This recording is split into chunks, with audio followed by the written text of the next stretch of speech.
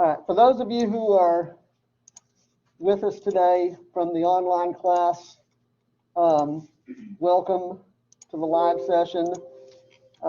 As you no doubt picked up on, we took the first few minutes of the class session to quiz for the people in the face-to-face class.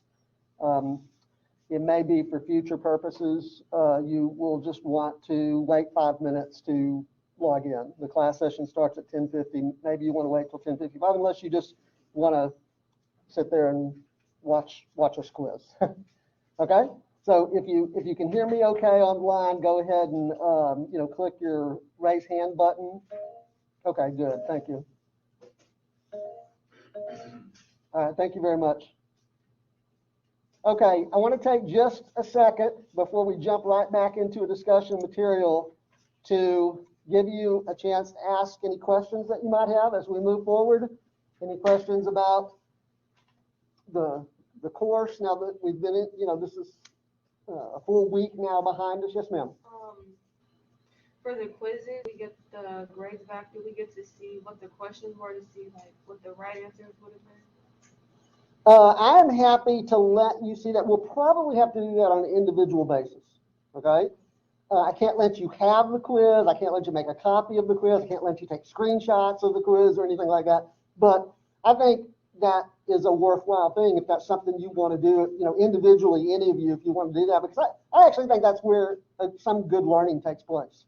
So I'm absolutely happy. If you want to come by during office hours, I'm here in the hour or so before this class session starts. I'm usually upstairs because there's another class in this classroom before us. So if you want to find me upstairs, I'm happy to let you sit down and look at the quiz. Okay. And I do encourage you, if you think that you might get some use out of that, I encourage you to do that. You can ask me questions or whatever you want to do. So yeah, but I think that's really the only way we'll be able to do it. Okay. I would like to be able to go over them in class, but again, there's just so much that we have to move forward with that I'm reluctant to do that. Same thing with the reading quizzes, that if you want to do that too. Okay, anything else you want to ask? Yes, sir. To see the grade for that, do we just log into Lockwood? Yeah, I'm not sure how long it'll take. In theory, it shouldn't take too long because all I have to do is feed them through a machine. The problem is teaching classes on this campus and my office being over there on the other campus and other things that I have to take care of. I'm not sure how quickly I can get to feeding them through the machine.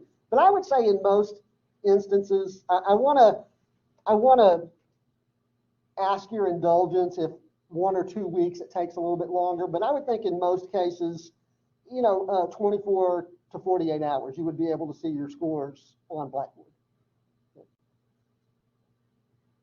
Good. Anything else? Okay. Well, in that case, let's jump into some new material. And as I say, today I want to move forward with the week 2 topic. Oh, let's see. Hold on just a second. I can't do 2 things at once.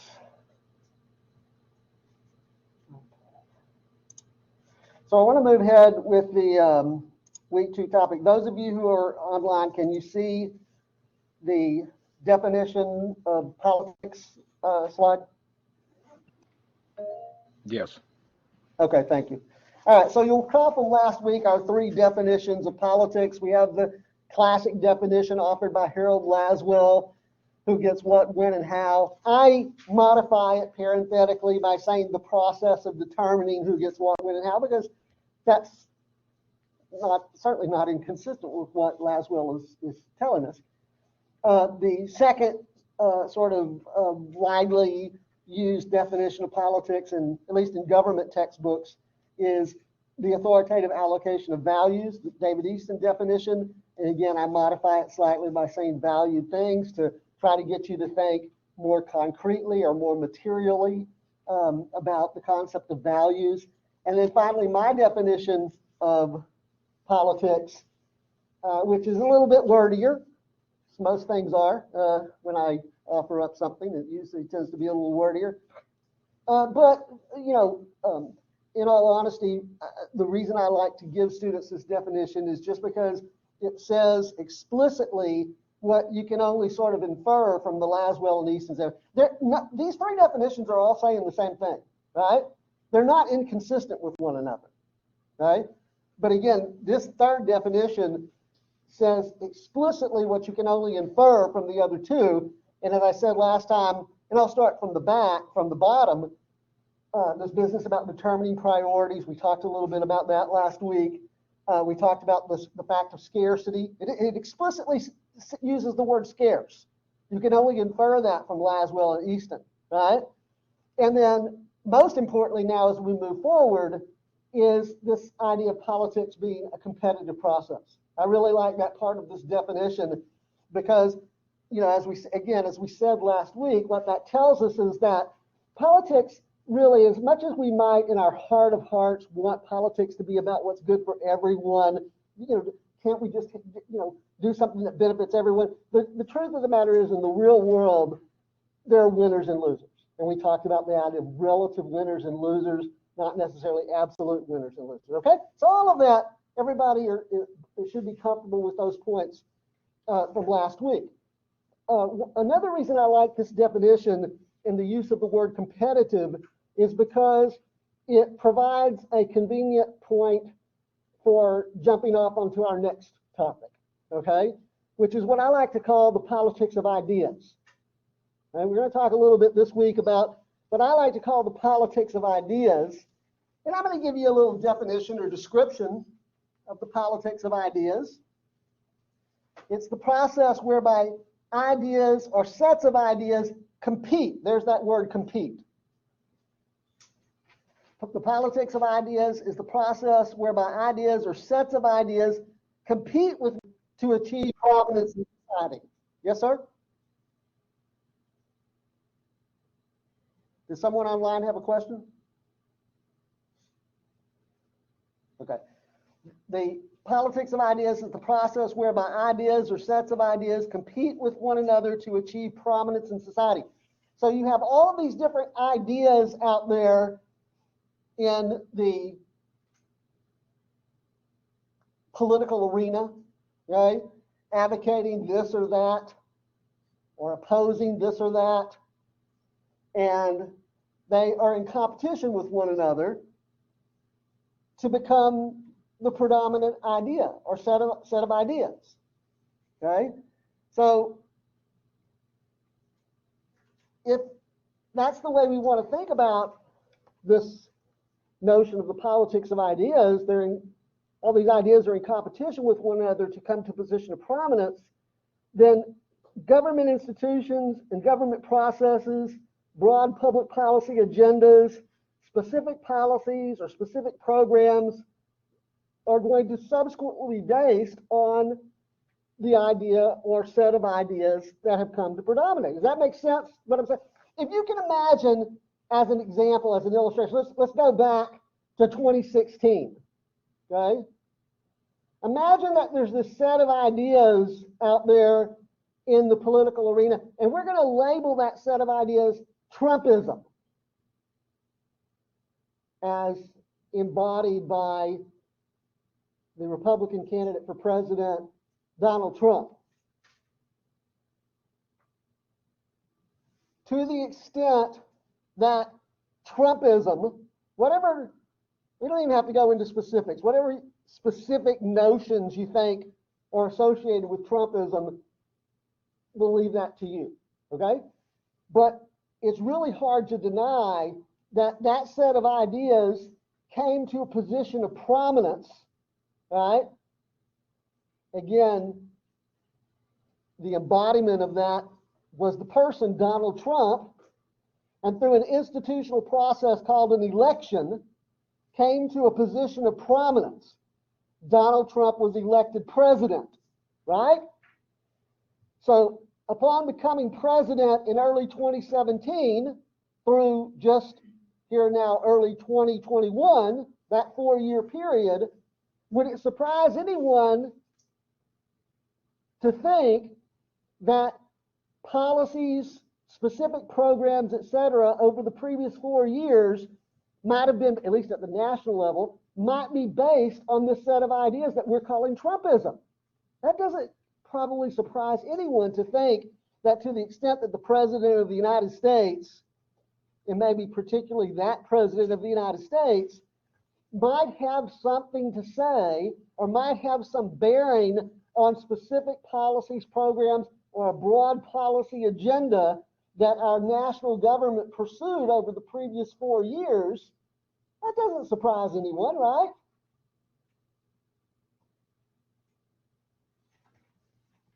Okay, so when a set of ideas, a specific idea or a set of ideas comes to a position of prominence, we would expect the policies that are made by government, the policy agenda that's pursued by government, to be based on that idea or that set of ideas.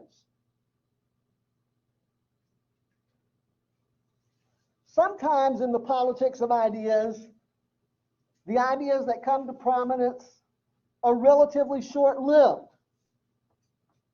As an example, I've indicated here the prohibition of alcohol, or to be more precise, the constitutional amendment, the 18th Amendment, that prohibited the sale and transport of intoxicating beverages in the United States.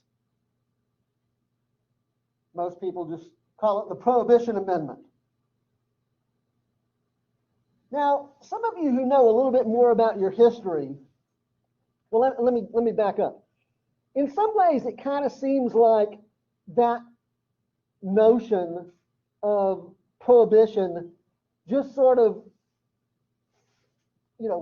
popped onto the scene because after all, Americans were drinking alcohol, and alcohol was sold and transported in the United States before the ratification of the 18th Amendment, right? Right? So in some ways, it kind of just seems like that idea came out of nowhere. Right? But some of you, as I started to say, some of you who know your history a little bit better are probably aware that the roots of the Prohibition Amendment go back pretty deep, right? Certainly, we could say at least to the women's temperance movement of the 19th century. I don't know if did they teach that in the American history course? Do you remember learning about the women's temperance movement? Okay, some of you are nodding your heads yes, right? But it may be back to the 1820s or the 1830s or something like that. There was some efforts, some people agitating, mainly women, on this notion of prohibiting the sale and transport of alcohol. Anyway, it finally culminated with the 18th Amendment in the early part of the 20th century.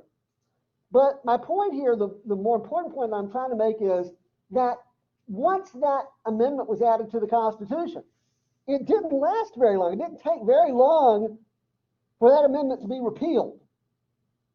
As you can see there, I've indicated that it was repealed by the 21st Amendment within just a few short years. Okay? So that would be, I think, a relatively, a fairly good example of how sometimes an idea comes along, it just doesn't last for very long. Okay? There are other ideas, though, that have greater permanence. We can think of lots of examples for either of these. Again, the example I provided here is the notion of Republican form of government. Now, just depending on how we define Republican government, we could say we can either trace it back to the ancient Greek philosophers. One of Plato's dialogues is called the Republic. Okay? But if we take a more narrow understanding of republicanism, which we'll have an opportunity to talk about this concept of republicanism in much more detail in this course, this semester. But the simplest thing that we can say about the idea of Republican government, and have any of you looked at the reading assignment for this week, the PDF document that I linked up for you? It has a description of republicanism in there, right? So maybe the simplest thing that we can say about Republican government, at least here initially, is that it's, number one, a system of government without a king or a queen, no monarchy. That's the Republican government and monarchy are the two basic forms of government, right? So it's a system of government without a king or a queen, but we also attach other notions to it, like popular sovereignty, consent of the governed, the right of the people to elect their own representatives. In other words, democratic process. So sometimes we even hyphenate and say democratic republic or democratic republican. And that's both of those words, democratic and republican, are used here in this context with a lowercase r. You guys are a generation that loves to flaunt the case rules. Okay? You grew up on text messaging and the internet, and believe me, I've received enough electronic messages from my students or other kinds of communications from my students where I can comfortably reach the conclusion that you guys do not like to capitalize letters. For some reason, maybe you find it offensive somehow. I read a commentary not that long ago that Generation Y, this is Generation Z. Are you guys Generation Z? Whatever. You are offended by capital letters. It's too formal for you guys, right? I don't know. Maybe it was just some weirdo wanted to publish an article. At any rate, it's important sometimes to capitalize or to not capitalize letters. If you see the word democratic with a capital D or Republican with a capital R, what is that referring to? The Democratic Party or the Republican Party. We're not talking about, when I'm talking about Republican here, I'm not talking about the Republican Party. When I say Democratic Republican, I'm not talking about the Democratic Party. Lowercase d, lowercase r means something else, right? So Republican with a lowercase r here means a system of government that doesn't have a king or a queen, and that we attach democratic notions to, like consent of the governed, popular sovereignty, we talked about last week, right? Now that notion of republicanism really only goes back to about the 18th century. The Age of Enlightenment. I mentioned the Age of Enlightenment to you in the last class meeting, if you recall. This is the period, the tail end of the Age of Enlightenment is the period where the Americans declared their independence from Britain and wrote their Constitution, clearly had a preference for Republican government. So we'll have a chance to talk about all that in a lot more detail in the not too distant future. For now, I'm just trying to say that that notion of Republican government, as we understand it today, has been around since the late 18th century. Well, let's just say the 18th century. So 300 years it's been around. That's a little more permanent, right? Doesn't seem to be going away. In fact, the general trend around the world since when the Americans declared their independence in 1776 and established a Republican form of government, it was the first nation to establish a permanent Republican form of government. Okay? And then the French followed just a few years later with the first French Republic. And through the 19th century, many of the Latin American former colonies of Spain in the Americas, when they achieved their independence, they established Republican forms of government, no king or queen, right? And then in Europe and elsewhere around the world through the 20th century, it's pretty clear that the general trend has been toward Republican government and away from monarchy. So it not only is an idea that has some permanence, it's an idea that has had some momentum, right? If you want to take the global view, right? Clearly, Republican ideas have flourished and proliferated around the world. So that today, if we had a map of the world, I don't have one handy, that showed all the 193 countries or whatever it is there, most of those are Republican forms of government.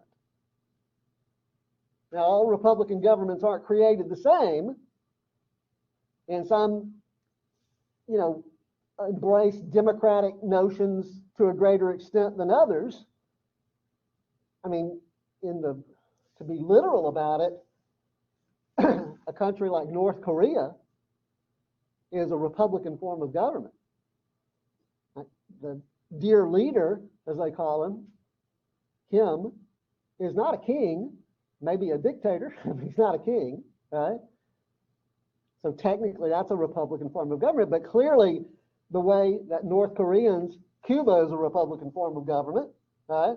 Clearly the way that either of those two countries, people in those countries understand Republican government is somewhat different than the way that Americans understand Republican government. And then there are also monarchies in the world that are to a greater or lesser extent democratic or autocratic. For example, Great Britain, as almost everyone in here I bet knows, has a monarch, right? Queen Elizabeth. But it's what we call a constitutional monarchy, right? As opposed to, say, Saudi Arabia, right? Which,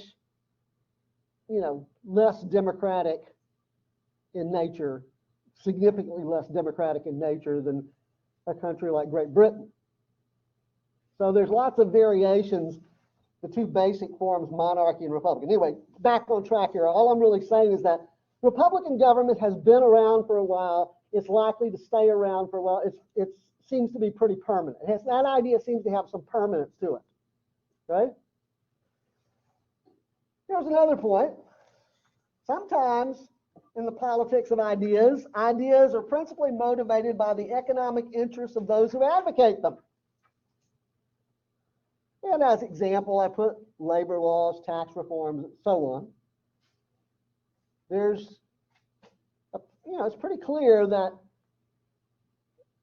people who advocate, say, doing away with the federal income tax and replacing it with a national sales tax, advocate that idea because it serves their economic interests.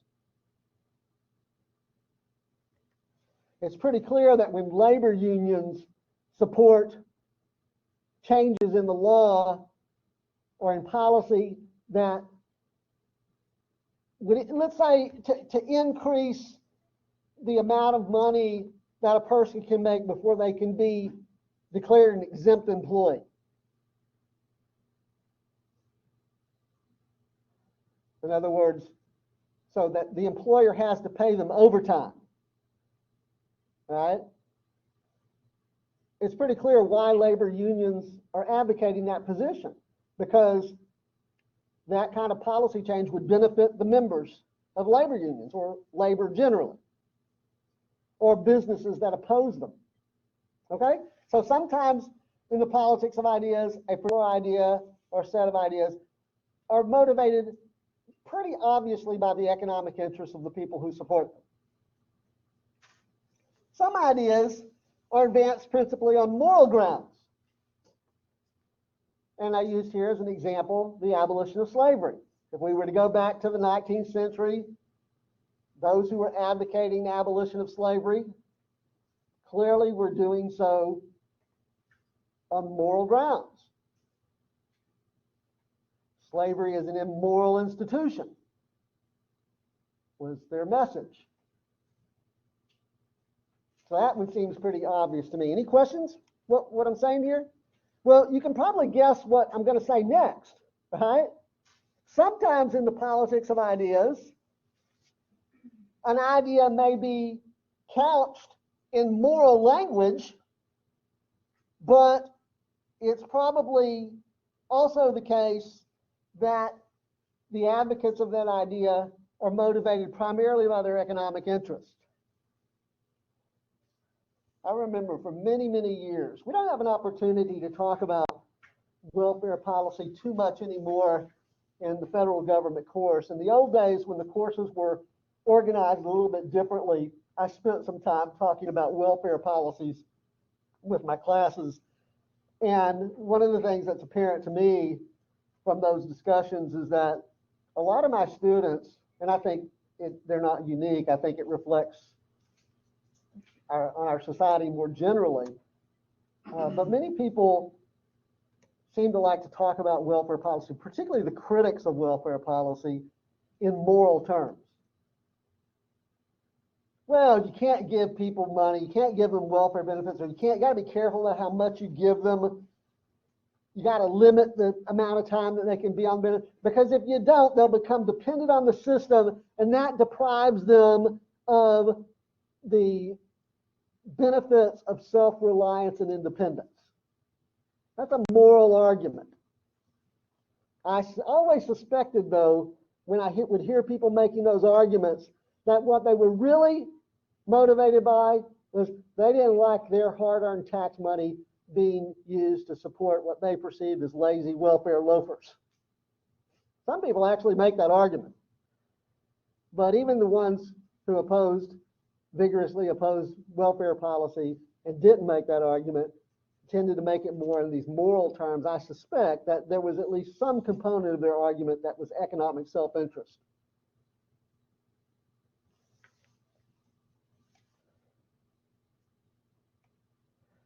Okay, so we've got all these different ideas out there competing with one another in the political process. And as I said, when an idea, a specific idea or a set of ideas comes to a position of prominence, we would expect government institutions, government actors to make policy consistent with that idea or those sets of ideas. Now, in a democratic political system, it's certainly not the only mechanism, but one of the primary mechanisms by which a set of ideas comes to a position of prominence is through an election. Again, it's not the only way, but as I suggested to you a few minutes ago, when Donald Trump was elected president in 2016 and became president in early 2017, that was the mechanism to allow this set of ideas that we call Trumpism to come to a position of prominence. Is there some set of ideas that we can call Bidenism? Well, I don't know. I'm not sure that it's as clear and concise what Biden's ideas are. At least at this point, maybe it's not as clear and concise as maybe it was with Trump.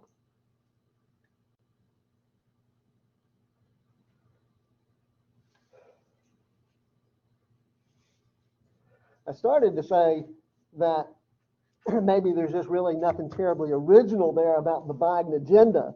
Some people, maybe his critics, would say it's kind of a rehash of old stuff, you know, bringing the old stuff back. But I think that one could make that argument about Trumpism as well. You know, that Donald Trump's ideas, even though they seemed novel in 2016, seemed new and fresh, and, you know, drain the swamp and all that kind of rhetoric that Donald Trump used really isn't that new either. Some people might say that, you know, the Trump agenda is reminiscent of the know-nothing agenda of the 19th century. Again, a reference to, for those of you who have taken American history, and maybe you remember learning about the know-nothings. If that doesn't ring a bell, maybe go do some reading, right? Go Google know nothing, or, you know, American know nothing or something like that, and see what you get. I don't know what kind of sources you'll get, you know, in your search. Okay, so any questions about this notion of the politics of ideas? Okay, so that sort of sets the table for us to talk a little bit about the importance of ideology and political culture as it pertains to the American political system. And I want to start with a couple of definitions. We're going to define an ideology as a more or less consistent set of beliefs concerning the purposes and scope of government. I wish that I had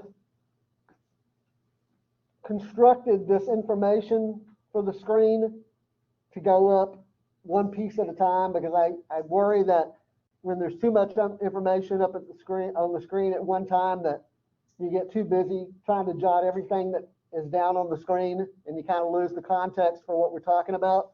So maybe you could just do it piecemeal. Let's sort of kind of slow down. Don't be in such a rush to get everything on the screen right now. I think that we're gonna run through these points, and you'll have time to get them notes. Don't lose the context. That's all I'm saying as you try to take everything down. Okay.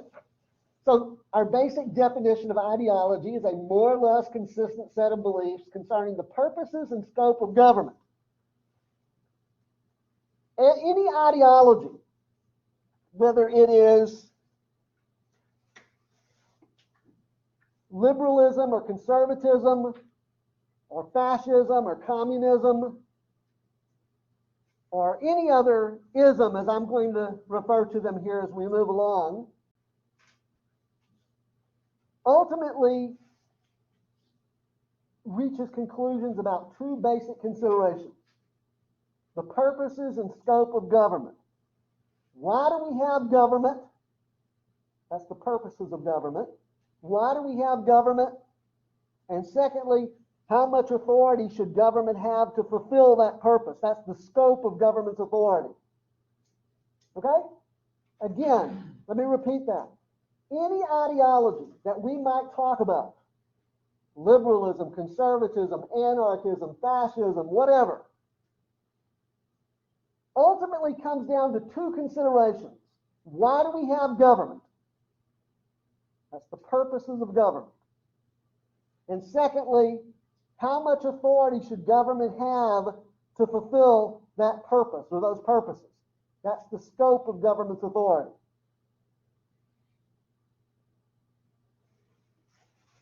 Now, as I said, any ideology, and I put in the parentheses there isms, because I want to suggest to you that anytime or oftentimes, not all the time, but oftentimes when you see that suffix ism on the end of a word, it's referring to a system of thought.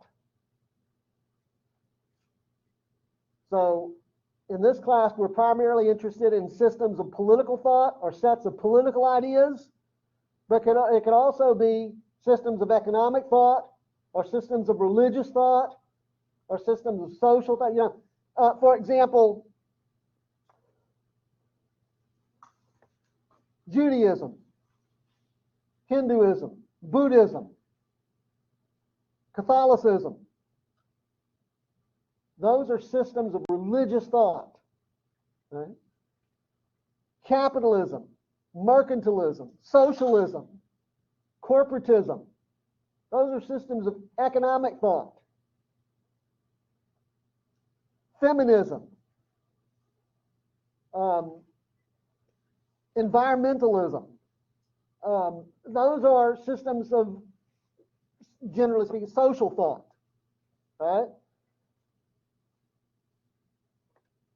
Liberalism, conservatism, fascism, communism, those are systems of political thought. So as I said, we're primarily in this course interested in systems of political thought, but boy, they sure can't be taken in isolation. We are bound to at least have to consider from time to time systems of economic thought or systems of religious thought or systems of social thought as well. And I think that'll become apparent to you as we move along. But whatever the ism is, whatever the ideology is, it begins with some set of assumptions about human nature. That's the starting point. What is the nature of the human animal? What motivates its behavior?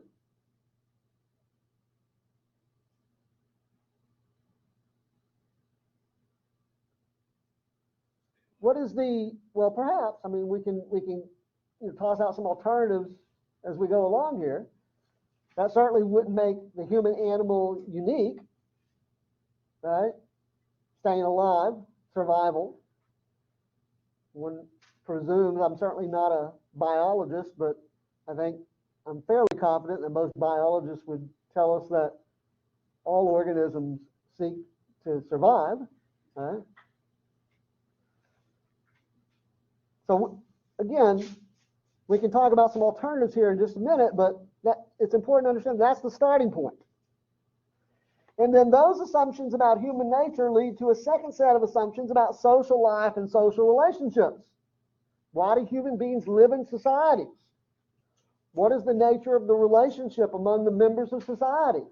What are the rights of the individual and the obligations of the individual? What are the obligations of the individual to society and the obligations of society to the individual? Is there a class system? These are the kinds of considerations that ideologies take up here.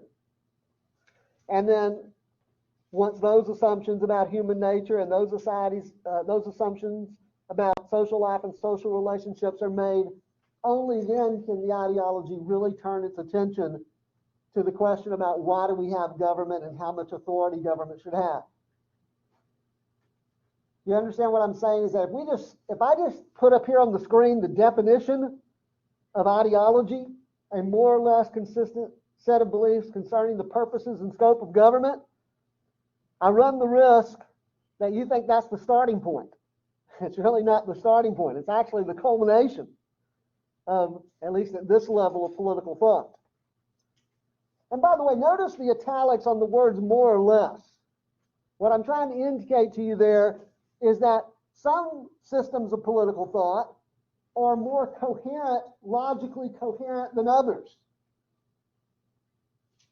Some of them are more tightly organized, more concise, or more, sort of consistent on a theme, so to speak.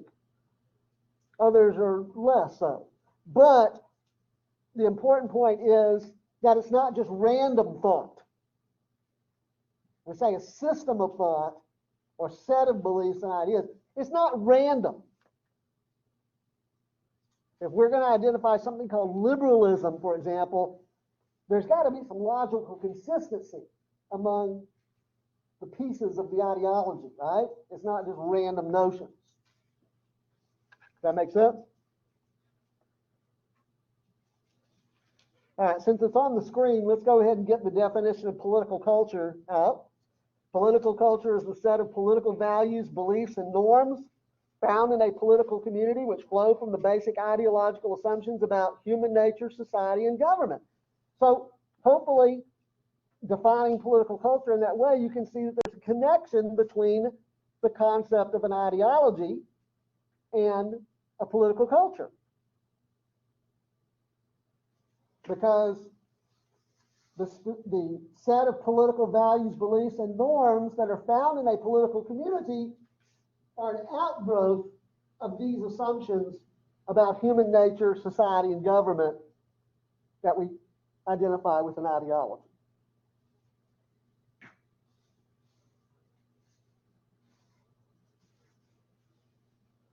So, well, what do we mean by a political community? Well, we mean a society that's bound by certain political values and beliefs and norms. In our society, it's actually quite complex. One way that we can sort of illustrate that complexity, there are probably other ways, but one way that we can illustrate that complexity is by saying we don't just have a single community. In our society, in American society, we don't just have one political community. At a minimum, we could say that we have a national political community, and then you have these 50 state arrangements where, each one of those represents a political community. And then you have political communities at the local level. And whereas we can say in American society, American political society, we can say that there are some common values and common beliefs held by everyone, in the national political community. We'll get to that here in just a second. You can also probably appreciate that when you start thinking about the differences between, say, Texans and New Yorkers, or Californians, or Floridians, and people from Idaho, whatever, around this great land, there's obviously going to be some variation in the values and the beliefs held by people in those state level political communities. And certainly again at the local level. So when you take your Government 2306 course, for example, one of the things I hope you should learn about are some of the unique features of political culture from state to state. This is, of course, American national politics and government. So we're going to focus mainly on the national political community.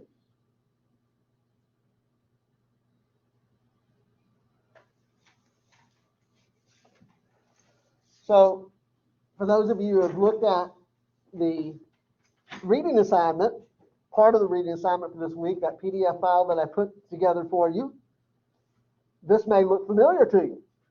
Okay? What I'm trying to illustrate here, and I'm not very creative when it comes to, illustrating things visually, but what I'm trying to illustrate here is that we have in the American political community, the national political community, we have really essentially these two levels of political thought. At the core, we have these fundamental assumptions about human nature, society, and government. And by the way, at that level of political discourse in the United States, we don't get much, if any, debate whatsoever. Okay? Americans just don't really sit around debating fundamental human nature and the purposes of social life and social relationships, or even really at a fundamental level the purposes and scope of government. Now I understand I have to be very particular about the way I proceed when I talk about this, because I'm aware that there are a lot of people out there, and many of them often make their ways into my classes, who think that Americans are more divided than we have ever been, or that we're the most divided we could ever possibly be. And certainly the people in the media, the popular news media, politicians, pundits, they perpetuate that idea, that notion that Americans are divided more than they ever have been. First of all, that is clearly not true. Okay, even by American standards, there have been many points in our history where we have been pretty divided. But I don't want to focus on that part of it. What I'm here to tell you is that despite all the messaging that you get from political leadership, and which, by the way, oftentimes has something to gain by convincing their supporters that we're divided. Think about that for a few minutes. Political leadership out there that's constantly reinforcing how divided Americans are. I wonder if they have something to gain by convincing the people who follow them that we're so divided. But again, the popular news media, mainly because it's just either easier or more interesting to report about divisions than it is about ways that we are not divided. I don't know. There's certainly a lot of messaging out there in very recent months and years about how divided Americans are. But what I'm trying to tell you is that at a very fundamental level, and in some very important ways, Americans are not divided. That we share a lot in common. And I'm talking about at this core level where we don't even get political debate. Have any of you ever heard the expression, you can't see the forest for the trees? Anybody ever heard that expression before? Nobody? One person? It's like something your grandma would say to you.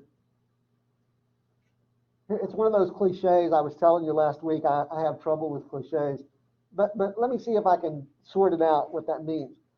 If your grandma ever tells you that you're too close to the forest to see the tree, can't see the forest for the trees, what she's saying is that you're too close to a situation to see the big picture, right?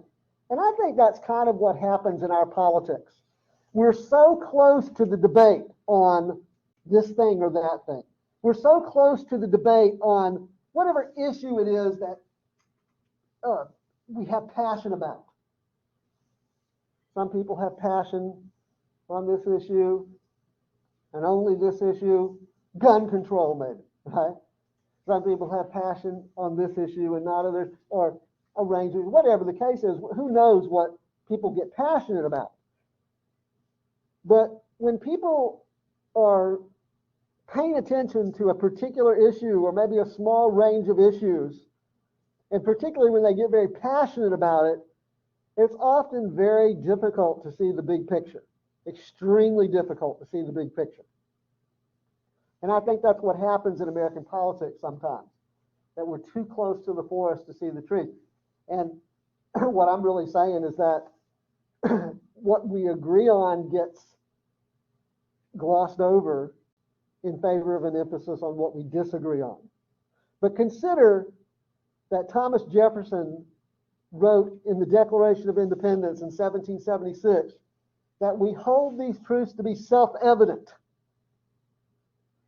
Now, I don't hear anyone out there in the political arena today trashing the Declaration of Independence.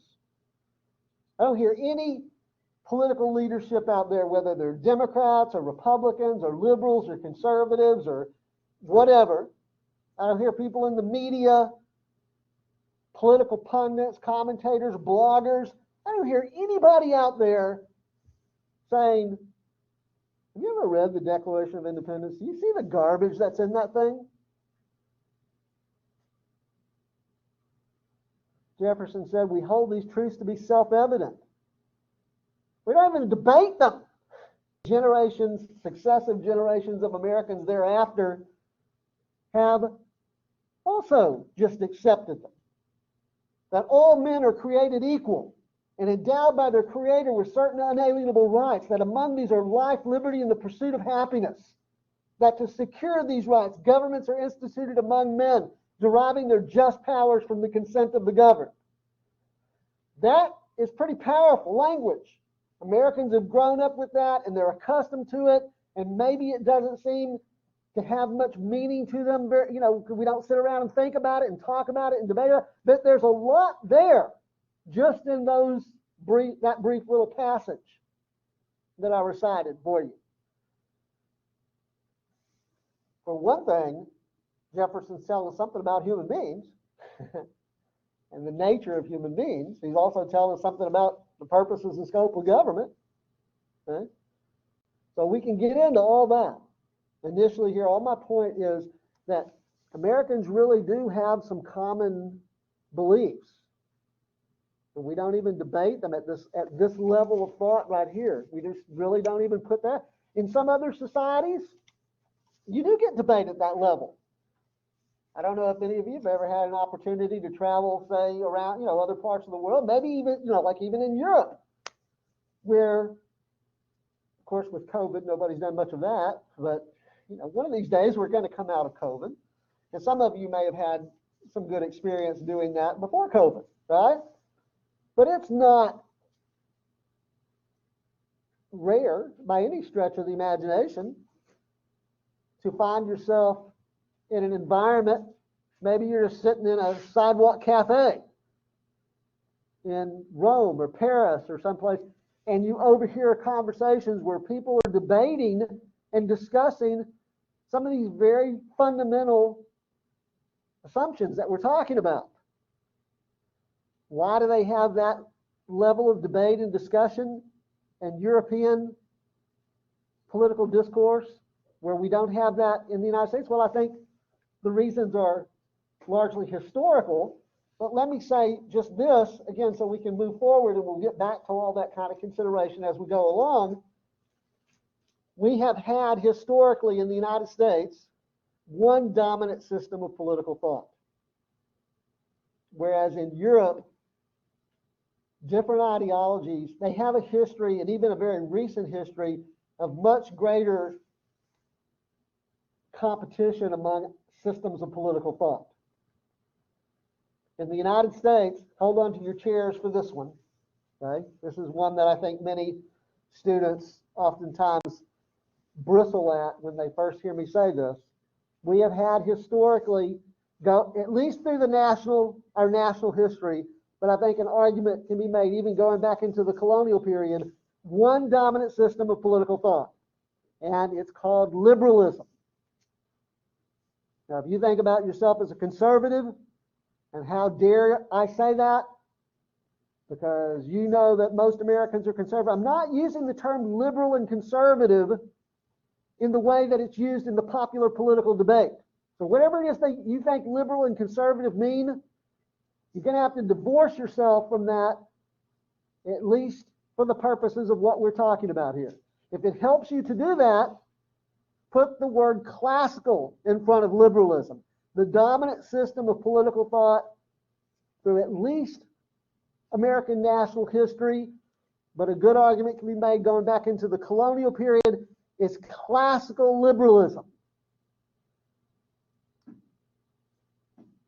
where the principal value or the principal ideal is this: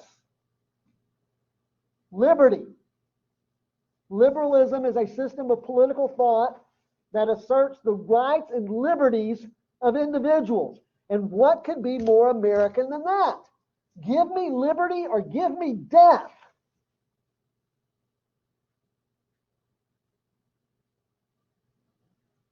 I think most Americans subscribe to the popularly held notions of what liberty is and why liberty is important as a political value. And it doesn't matter if they're white or black or Latino or gay or straight or trans or male or female or Presbyterian or Lutheran or Muslim or Jewish. Most Americans, overwhelmingly most Americans, embrace the political value of liberty. We see that consistently in public opinion research, but I think your intuition probably just tells you that, yeah, that's true.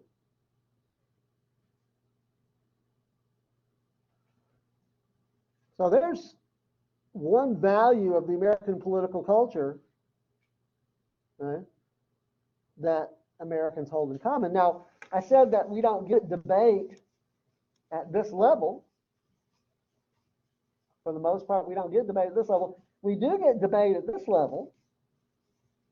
These are the specific values that are consistent with liberal political thought. Where we get debate is over several things. First of all, how to define them. How do we define liberty? How do we define equality? How do we define rule of law? How do we define, any of these? But more importantly, we get a debate over if there's a conflict among these values, and we're going to find that much of American politics is about a conflict among these values. A lot of the specific issues that we can identify and talk about in this course can be framed as a conflict between two or more of these values. Most notably, liberty and equality, but certainly liberty and order as well. Those two conflicts, liberty and order and liberty versus equality, are, as I said, most of the issues that we can talk about in American politics really come down to a conflict between those two. So when they're in conflict with one another, which gets a priority? Does liberty get a priority over equality? Or does equality get, the priority over liberty? Or liberty versus order, or order versus liberty? But it's true with all of these, okay? There's also a debate that we get when we observe that there is some gap between the ideal of equality or the ideal of justice on the one hand versus the reality of equality or the reality of justice or any of these others on the other hand, right? Many Americans may be convinced. By the way, when Jefferson, just to go back, my appeal to Jefferson is quite frequent in this course, particularly early on. When Jefferson wrote, "We hold these truths to be self-evident that all men are created equal," he wasn't saying, certainly, surely not when he wrote those words in 1776, that all men, human beings in non-gender specific usage, he wasn't saying that all human beings are treated equally, was he? That certainly wasn't true in 1776, that all human beings were treated equally. It's not even true in 2021.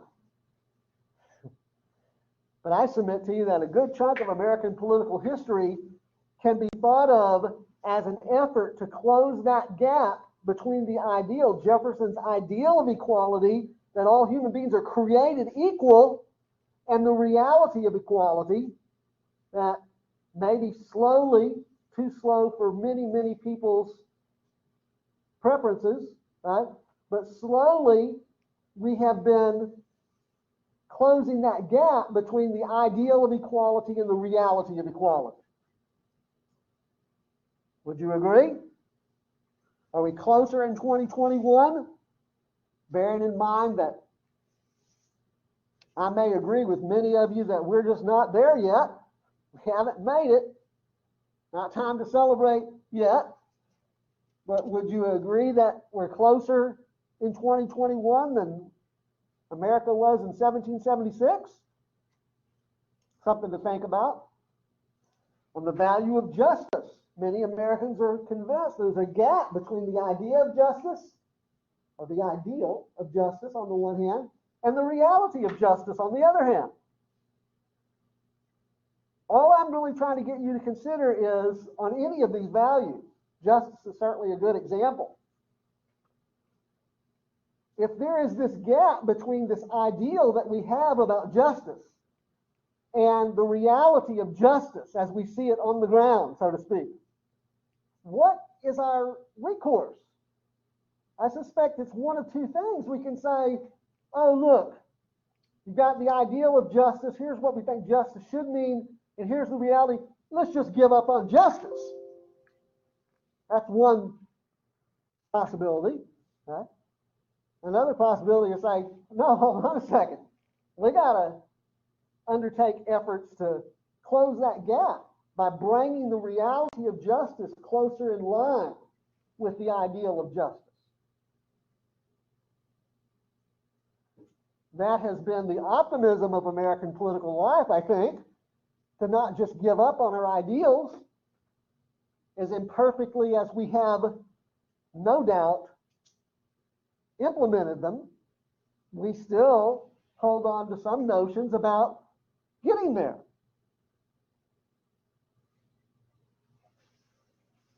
Okay, so that's what I mean when I say we don't really get debate at this level of political thought. We get plenty of debate at this level, but it's important to note the debate at this level, this what I call the superficial level, is not over whether these are values.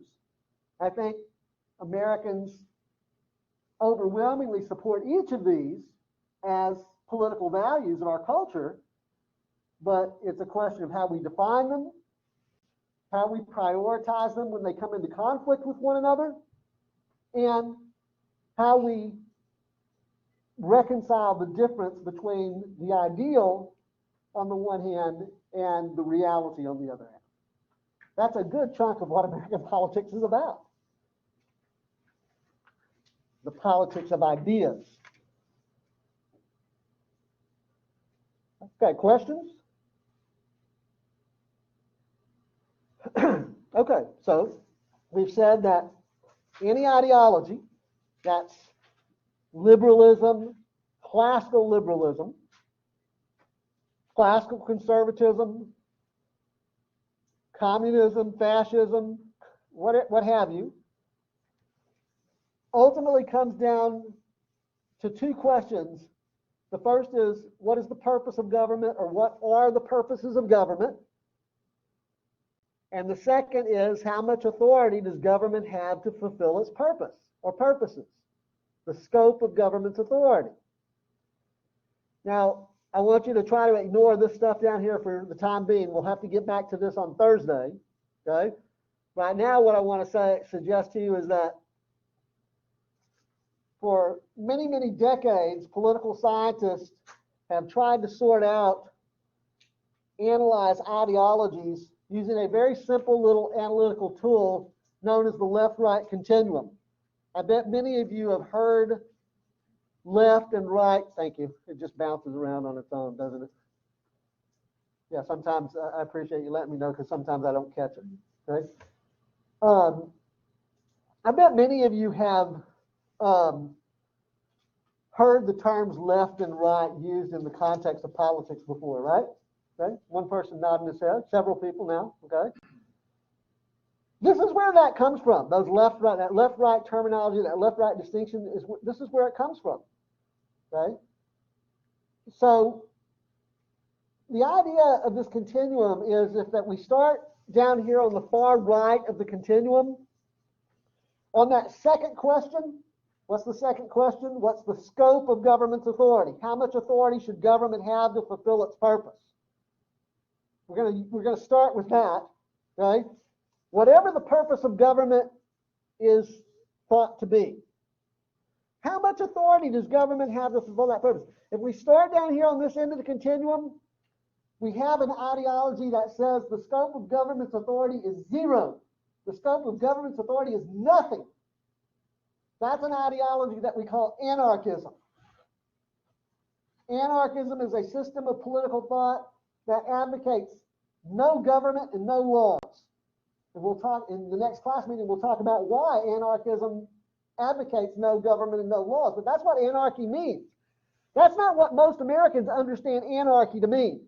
Most Americans understand anarchy to mean chaos, disorder, a collapse of order, a collapse of civil society.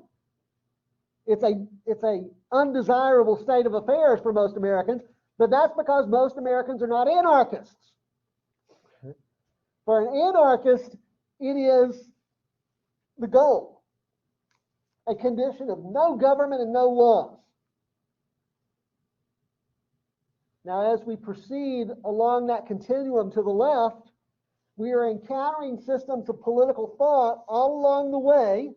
I only have the three identified here, but all along the way, we're encountering ideologies that on the question of how much authority should government have, it is advocating an increasing scope of government authority. So that if we get all the way down here to the very end, we have an ideology or a group of ideologies called totalitarianism. And what does totalitarian political thought suggest about the scope of government's authority? What does the word mean, do you think? Absolutely. Total control. There's no limit to government's authority. The scope of government's authority is infinite. Government can undertake whatever authority it needs in order to fulfill its purpose. Now, one quick little point here. The alarm just went off and we're going to wrap it up. But let me make just a quick little point here, and this is what we'll pick up on Thursday. Notice that liberalism occupies the middle of that continuum. Liberalism doesn't say no government, no laws. It also doesn't say government can undertake any authority it so chooses. Liberalism is an attempt to balance. Okay? So that's the point we'll pick up on Thursday. All right.